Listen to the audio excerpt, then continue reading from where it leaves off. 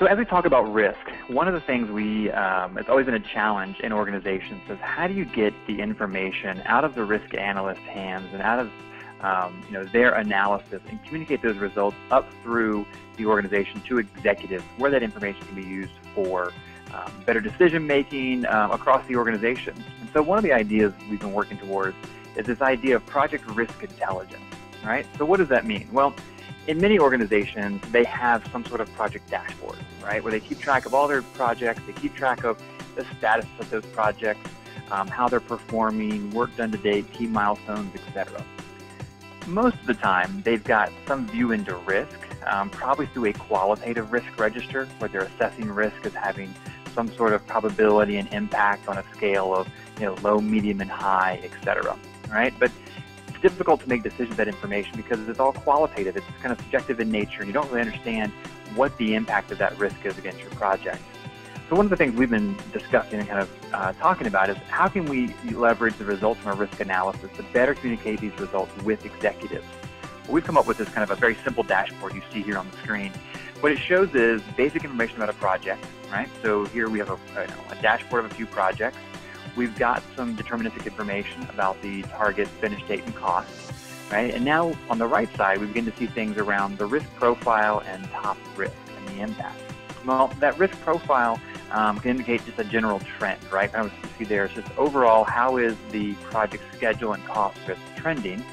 And then for the top risk, what we're looking at is what is the top risk that team has identified on that project, and what's the quantitative impact, right? So we've taken that qualitative, run an analysis with it, and now we have a quantitative impact that we can then communicate up, right? Much easier, much more clear to talk about a clear schedule and cost impact than just kind of a very high, medium risk impact, right? So let's take a closer look at that.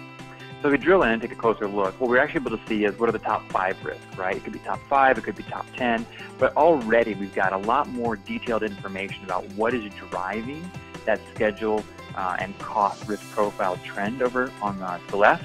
And so we begin to see, well, what are the top risks that are impacting this project?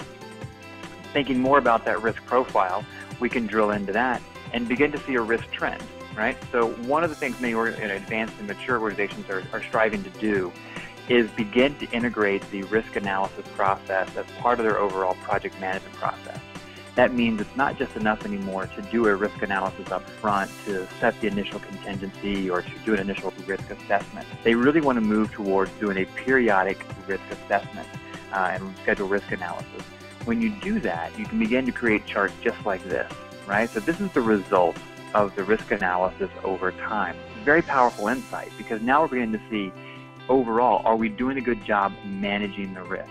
And are we doing a good job managing the risk over time, right? We see here in the last few analyses that there's been a major schedule change. I mean, that came as a result of a change order, or maybe the team identified something that needs to be modified, and so there's been a schedule change. As a result, the overall risk range has kind of widened up.